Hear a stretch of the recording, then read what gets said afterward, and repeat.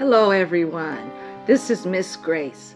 I hope you are fine and that that everything is well with you. I'm so glad to talk to you again through YouTube. So today what we have going is a lesson, and it's an interesting lesson, but it's a little different. So today we're going to talk about English expressions from William Shakespeare. Let me explain what an expression is. Now, an expression is a group of words, all right? And they are put together, and they have a special meaning when they are together.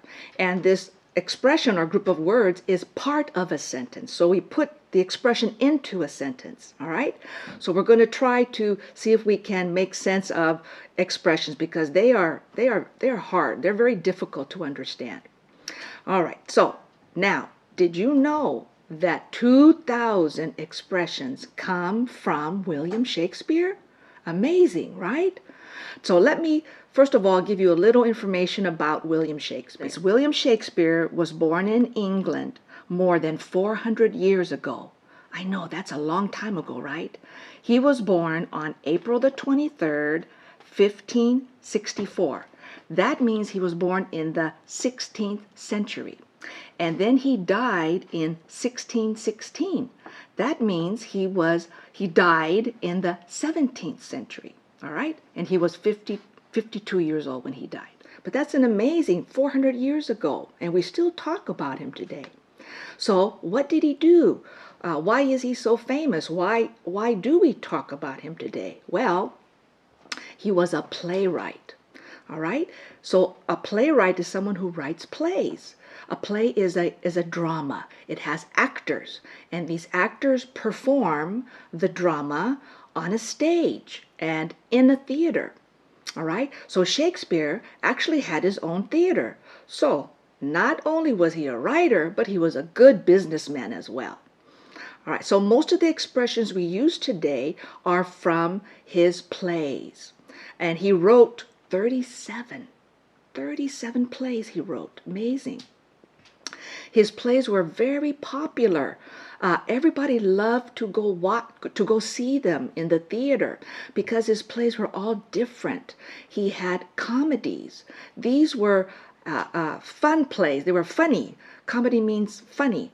And they always had a happy ending. All right. Then he wrote histories. These plays were about the history of England, about the kings and queens long ago.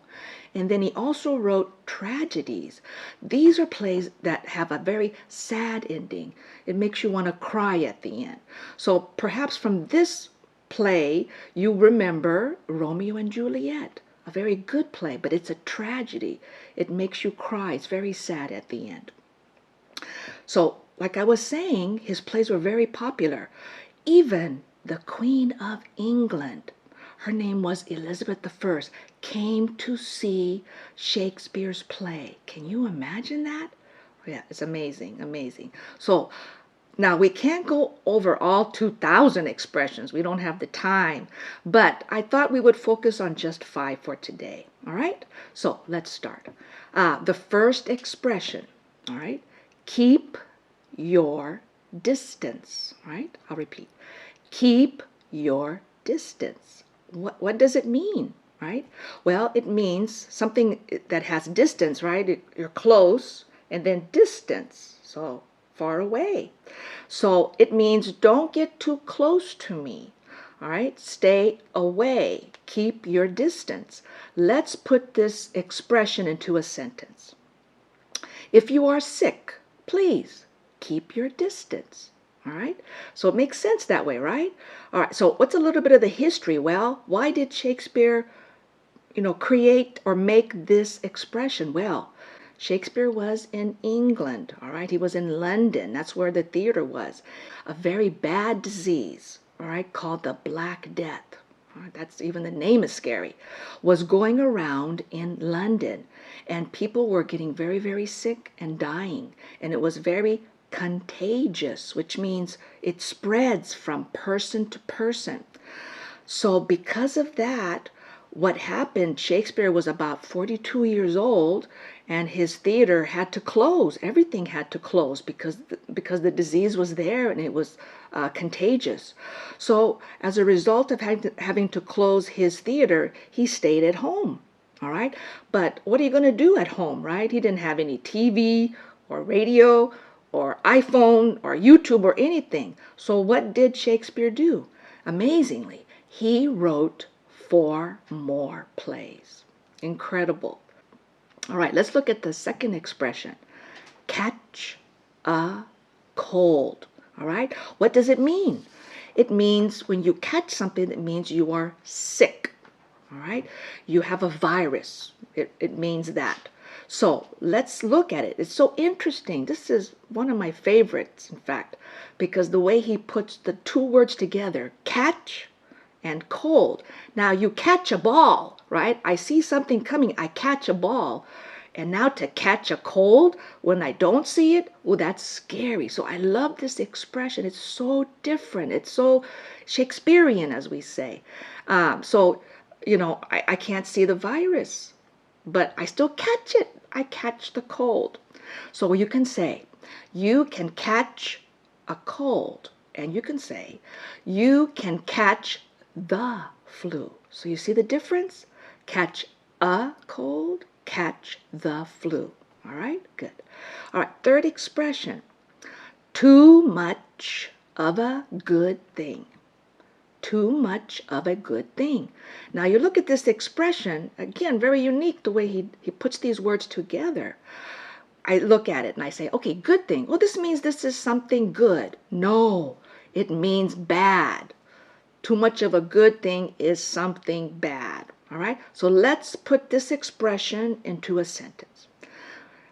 Eating a few chocolates is fine, but eating a box of chocolates is too much of a good thing.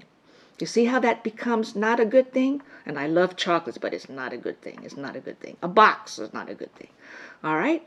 All right, let's go to the fourth expression. Love is blind. Oh, another wonderful expression. I just love all of them. He's just so unique. Look what he did. Look what he did. People are blind, right? When you're blind, you can't see. People are blind. Even sometimes animals are blind. But love is an emotion. How can love be blind? It's a wonderful expression. It's so different and refreshing. So let's look at it. What does it mean? Well, if love is blind, it means you don't see any bad things in the person that you love. You don't see it. You don't want to see it. All right? So let's put this expression into a sentence. Mia's love is blind because she does not see that her boyfriend is a bad guy. Why can't Mia see that he is bad? Answer, love is blind. Okay? The fifth and last expression is a nice one. It's a sweet one. It's a heart of gold. A heart of gold. Now you look at that, again, it's so different. Your heart is here. Is it made of gold? No, it's not. So why say gold? It's so different. So what does it mean? It means that if you have a heart of gold, you are a very good person. And you are a very giving person. You care a lot. All right? So let's put this expression into a sentence.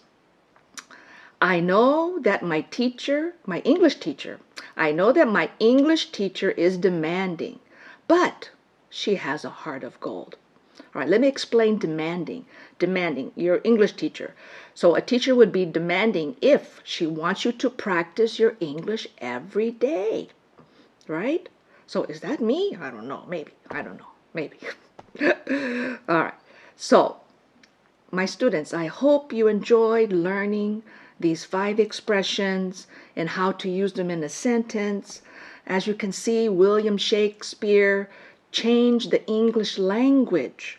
He made it more interesting with these expressions and how he put the words together. And I want to show you this collection that I have here of all of his works, all 3 things, his comedies, his histories and his tragedies, and even his poems. He was also a poet. He was an amazing author, an amazing writer, and that's why we will never forget about him. So let's check to see if you understand the lesson and take the mini quiz. Number 1. What is today's lesson about? A.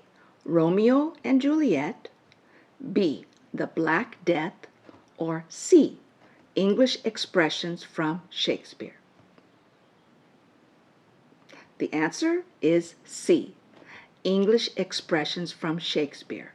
Why? Because when somebody asks you what is something about, like a movie, what is the movie about, your answer cannot be about one thing from the lesson or from the movie. It has to be about the entire thing. So answer A is about one part of the lesson. Answer B, the Black Death, is about another part of the lesson. But answer C is about the whole lesson. Okay? All right, question number 2. William Shakespeare lived in the blank centuries. A. 15th and 16th centuries. B. 16th and 17th centuries. Or C. The 17th and the 18th centuries. Answer B. He lived in the 16th and 17th centuries. Why? Because look at his dates. He was born in 1564, which is the beginning of the 16th century, and he passed away, died in 1616, so that's the 17th century. All right? Number 3. Try not to eat too many sweets. You can have blank. A. Too many good things. B. Too much of a bad thing. Or C. Too much of a good thing. Answer C. Try not to eat too many sweets. You can have too much of a good thing. All right. Well, thank you for watching. I so much appreciate it. And it's so good to talk to you through YouTube again. If you want to learn more expressions from Shakespeare, then you can click on the link below. All right? So please do share what you learned with your family and friends, and this will help you practice your speaking. And as always, all right, stay safe, take care, and good luck with your English. Bye-bye for now.